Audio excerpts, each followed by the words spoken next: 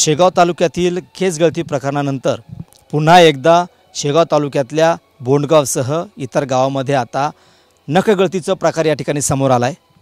अनेकांच्या पायाची हाताची नख या ठिकाणी जात आहेत। यापूर्वी केस गळतीने या ठिकाणी नागरिक हैराण झाले होते, मात्र आता नखगळतीने हैराण झालेत। काय नेमका प्रकार आहे, कशामुळे नख जातात आपण विचारूया। काही नागरिक आपल्या सोबत आहेत। दादा काय सांगाल, कशामुळे तुमचे नख जातात? काही माहिती आहे का तुम्हाला, काय होते तुम्हाला? याबद्दल मला काहीच माहिती नाही, कारण की नख जातात हे आम्हाला काय माहिती आहे। बरं, आता तुमच्या हाताची जे नख जातात किंवा पाय जातात हे कधीपासून सुरू झाला हा प्रकार? हा प्रकार असा 8 दिवस झाले जवळपास 8 दिवस प्रकार हा सुरू झाला। नखापायची म्हणजे नखाची गळती होऊन राहिली, पायाची पण। काही आता हे नख गळती होतात तर काही होऊन राहिला सर, याचा म्हणजे असा की ते दुखतात ना, आपण काही काम करायचं झालं तर मग ते थोडा धक्का बिक्का जर लागला तर दुखून जाऊन राहिले ते। बरं, या संदर्भात काही तुम्ही स्थानिक डॉक्टरांशी काही विचारणा केली का, माहिती दिली का त्यांना? नाही, कोण्याच डॉक्टरला विचारपूस केली नाही आणि त्यांना पण काही माहिती दिली नाही। बरं, मग आता गावात कोणी आलं का तुमच्या डॉक्टर, काही प्राथमिक आरोग्य केंद्राचे डॉक्टर, शासकीय डॉक्टर आलेत का? आता सकाळी आले होते, त्यानं काही मेडिसिन दिलं आणि ते मेडिसिन घेतलं मी। आणखी एक मुलगा आहे, त्याचे पण नख जातात। मित्रा, तुझे कधीपासून नख जातात? काही त्रास होतोय का तुला? त्रास होतेच। कधीपासून जातात तुझे नख? 8-10 दिवस झाले। पायाचे पण गेलेत का हाताचे गेलेत? नाही, हाताचेच गेले। बरं, यापूर्वी काही केस गळती झाली होती का तुझी? हा, केस गळती झाली होती। नक्कीच ज्या रुग्णांची केस गळती झाली होती त्यांची सुद्धा या ठिकाणी हाताची पायाची नखं जात आहेत। गावचे सरपंच आहेत रामाभाऊ आपल्यासोबत। सरपंच, काय सांगाल की अगोदर केस गळती झाली, अजून त्याचा अहवाल बाकी आहे, मात्र आता पुन्हा एकदा नख गळती होते, हाताची पायाची नखं जातात रुग्णांची, काय नेमका प्रकार आहे? हो, गेल्या डिसेंबरच्या एंडिंगला केस गळती चालू झाली।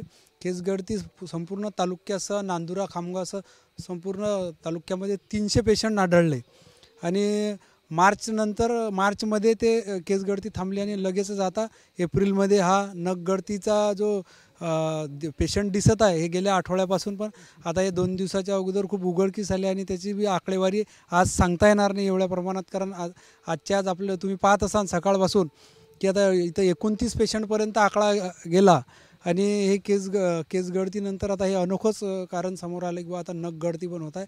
तर मला असं वाटतं की याचे माननीय आरोग्य जिल्हाधिकारी यांच्यासोबत बोलणं झालं, पूर्ण जे आमच्या गावातले पेशंट आहेत यांची पूर्ण बॉडी चेकअप व्हायला पाहिजे। तर केस गळती झाली, आणखी नख झाली, आता याच्यातून आणखी काही तिसरा प्रकार होते का याची बी थोडी भीती आमच्या मनामध्ये आहे। बरं, आता ICMRचा रिपोर्ट आला नाही, गावामध्ये काही भीतीचं वातावरण आहे का? नाही, ICMRचा रिपोर्ट आला नाही, परंतु केस गळती थांबली आणि नव्याने केस आले, त्यामुळे त्याचा कोणताच इफेक्ट गावावर राहिलेला नाही आणि कोणच्याच त्याच्यापासून लोक भयभीत नाही आहेत आता। पण आताच कालपासून हे जसं जसं समोर येत आहे किंवा नख गळती झाली तर निश्चितच थोडाफार लोकांमध्ये धाकधुकीचं वातावरण आहे। एक प्रकार समोर आला होता की जो मागचा केस गळतीचा प्रकार समोर आल्याच्यानंतर सिलेनियममुळे हे सगळं होतं, म्हणजे तुम्ही जो राशनचा गहू खाता त्याच्यामुळे होतं, असं एक चर्चा सुरू होती। काय खरं वाटतं तुम्हाला?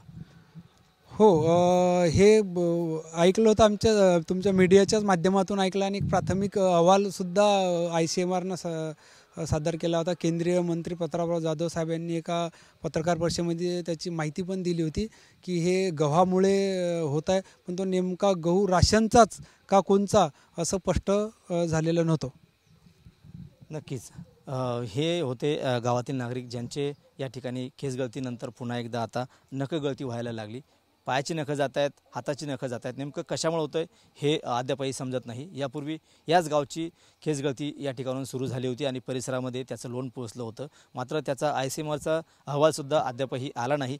ती केस गळतीसुद्धा कशामुळे होते याचंसुद्धा अजून माहिती या इथल्या ग्रामस्थांना मिळाली नाही। मात्र एकंदरीत पाहिलं तर सिलेनियममुळं, म्हणजे राशनचा जो गहू खात आहेत त्या राशनच्या गव्हामध्ये सिलेनियमचं प्रमाण असल्यामुळं हा जो केस गळतीचा प्रकार या ठिकाणी असल्याचं समोर आलं होतं। मात्र एकंदरीत पाहिलं तर सध्या आता नखगळतीमुळे ग्रामस्थांमध्ये या ठिकाणी भीतीचं वातावरण सध्या तरी आहे आणि नेमकं हे नखगळती कशामुळे होती याचा शोध लागणं सुद्धा या ठिकाणी महत्त्वाचं आहे।